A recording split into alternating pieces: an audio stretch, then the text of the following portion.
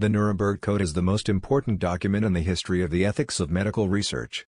The code was formulated 70 years ago, in August 1947, in Nuremberg, Germany, by American judges sitting in judgment of Nazi doctors accused of conducting murderous and torturous human experiments in the concentration camps, the so-called doctor's trial.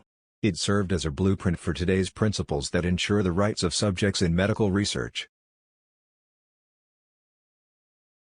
The 10 principles of the code are: First, the voluntary consent of the human subject is absolutely essential. This means that the person involved should have legal capacity to give consent, should be so situated as to be able to exercise free power of choice, without the intervention of any element of force, fraud, deceit, duress, overreaching, or other ulterior form of constraint or coercion, and should have sufficient knowledge and comprehension of the elements of the subject matter involved as to enable him to make an understanding and enlightened decision. This latter element requires that before the acceptance of an affirmative decision by the experimental subject there should be made known to him the nature, duration, and purpose of the experiment, the method and means by which it is to be conducted, all inconveniences and hazards reasonably to be expected, and the effects upon his health or person which may possibly come from his participation in the experiment. The duty and responsibility for ascertaining the quality of the consent rests upon each individual who initiates, directs or engages in the experiment. It is a personal duty and responsibility which may not be delegated to another with impunity.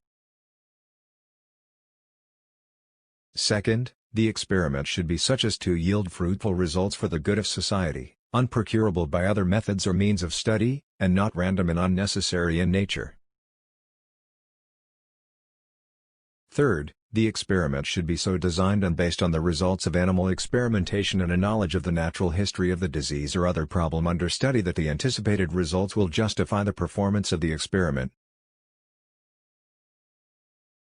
Fourth, the experiment should be so conducted as to avoid all unnecessary physical and mental suffering and injury. Fifth, no experiment should be conducted where there is an a priori reason to believe that death or disabling injury will occur, except, perhaps, in those experiments where the experimental physicians also serve as subjects.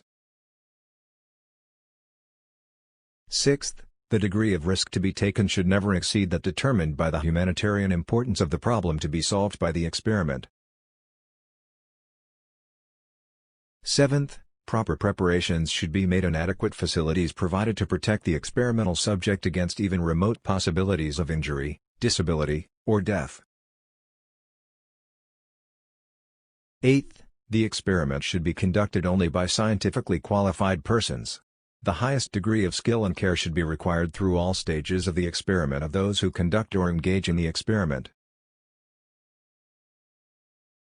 Ninth, during the course of the experiment the human subject should be at liberty to bring the experiment to an end if he has reached the physical or mental state where continuation of the experiment seems to him to be impossible. And finally, 10th, during the course of the experiment the scientist in charge must be prepared to terminate the experiment at any stage, if he has probable cause to believe, in the exercise of the good faith, superior skill, and careful judgment required of him, that a continuation of the experiment is likely to result in injury, disability, or death to the experimental subject.